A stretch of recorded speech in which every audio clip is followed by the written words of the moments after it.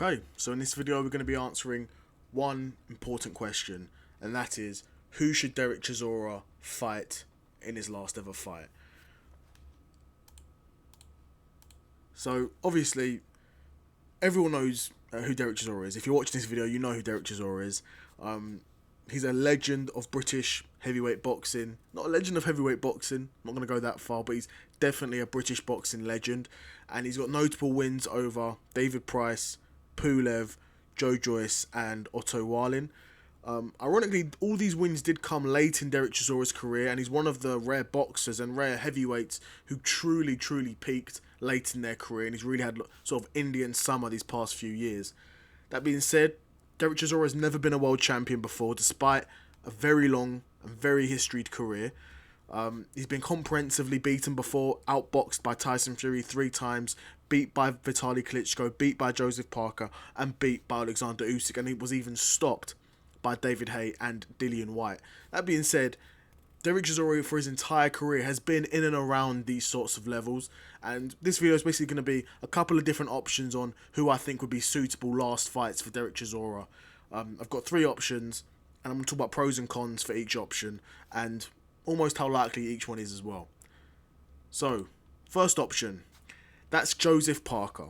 Now, Joseph Parker has already fought Derek Chisora before. He's outboxed him before, and since the two last fought, Derek Chisora hasn't gotten any better as a boxer, in my opinion. Whereas Joseph Parker has really begun to find his rhythm a lot more, and he's currently on a 6-fight win streak. That includes former world champion Deontay Wilder, Zhilei Zhang, and I believe Joe Joyce as well. I believe he beat Joe Joyce. Oh no, it's not a winner of Joe Joyce, sorry. That's a... he beat someone else, didn't he? Zhang, I said Zhang, Wilder, and someone else. Good wins though, nonetheless. Decent wins for Joseph Parker. That being said, Joseph Parker has been stopped before, and no doubt Derek Chisora still packs a punch. But Joseph Parker is still, and always has been, a better boxer than Derek Chisora, and is the current WBO interim heavyweight champ. No doubt this would be a good fight for both men commercially, but isn't necessarily the most competitive option, because like I said, the heavy favourite for this would be Joseph Parker, because they last fought, Joseph Parker won. Derek Chisora has not gotten any better since that fight, whereas Joseph Parker probably has, right? I guess almost this would be like a layup for Joseph Parker, if I'm being honest. I regard this as a layup for Joseph Parker, because he was supposed to fight Daniel Dubois. That fight fell through, Dubois was injured. Now Dubois is fighting Usyk. Now, Joseph Parker would be well within his rights to just wait out for the winner of that and then say, I'm next for the heavyweight title. Would be well within his rights, if you ask me. But I don't think he's that type of person. Don't think he's that type of boxer. But he'd be well within his rights to do so. And hopefully he does. This would be the first option. First option probably because it makes Derek Chisora the most amount of money.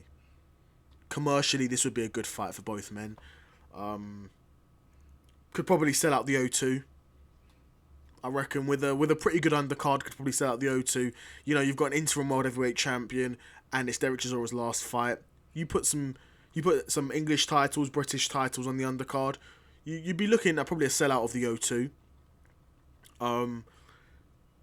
But does Derek Chisora deserve an opportunity at the WBO interim heavyweight champ? I'm not sure. Well, there are definitely guys ahead of him. And there's definitely one guy that Joseph Parker would rather fight, and that's the undisputed heavyweight champ.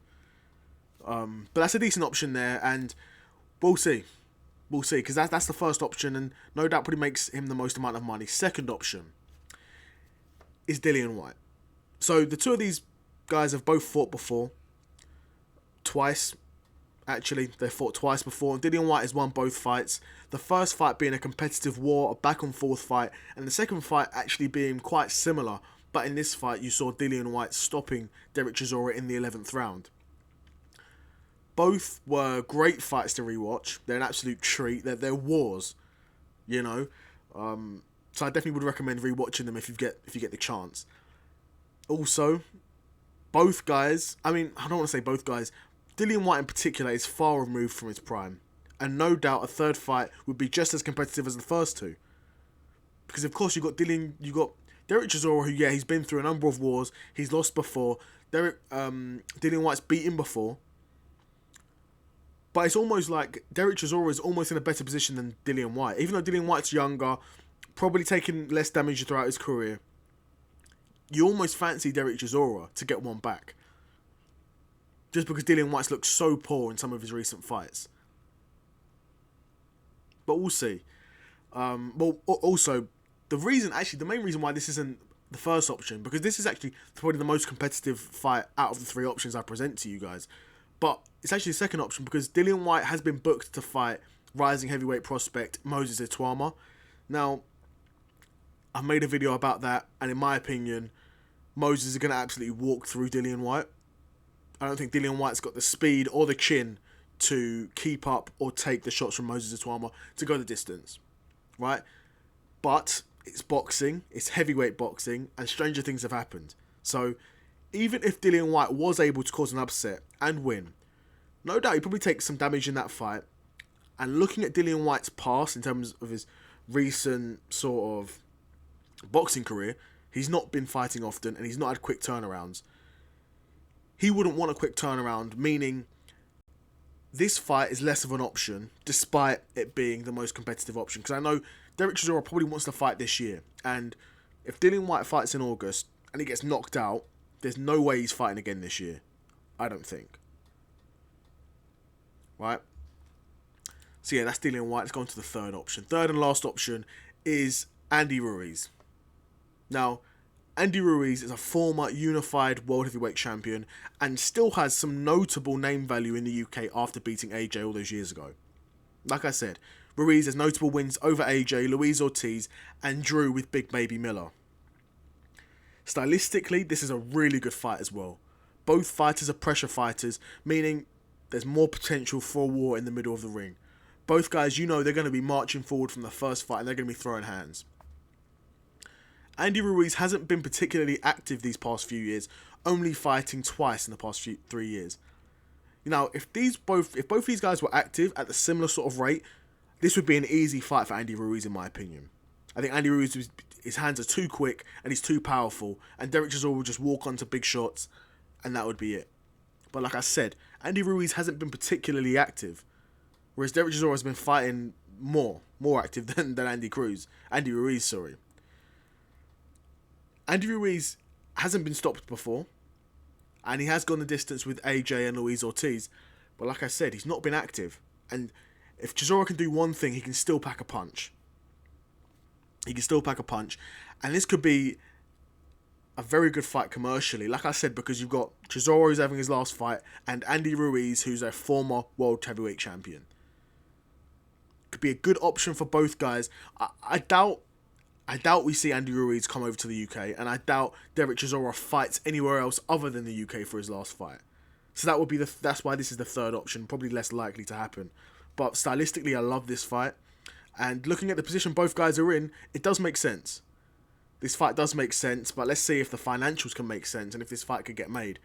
But yeah, those are the three options. The three options are Joseph Parker, Dillian Whyte, and Andy Ruiz. There are some other options. Of course, you've got your FAA Jagbers, your Martin Bacolis, but I think those two guys, they're far too good to fight Derek Chisora. And not far too good, sorry. Actually, let me change my wording. I think FAA Jagber is. I think Chisora v Bacoli is a good fight, but you look at... I don't think Chisora would want that fight. Because that's not a big enough fight for Chisora for his last fight. That's my opinion, and that's probably how Chisora feels as well. That's not a big enough fight for his last fight, and it's not. Because Bacoli's a very good boxer, very accomplished. He's got some decent wins. He's lost a few times. Lost to Joseph Parker.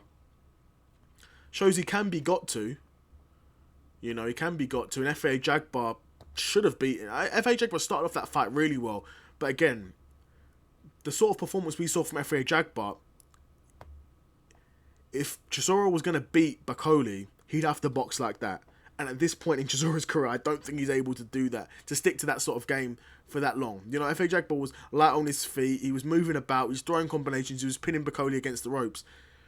Chisora's got that in him for maybe 2 or 3 rounds at this point.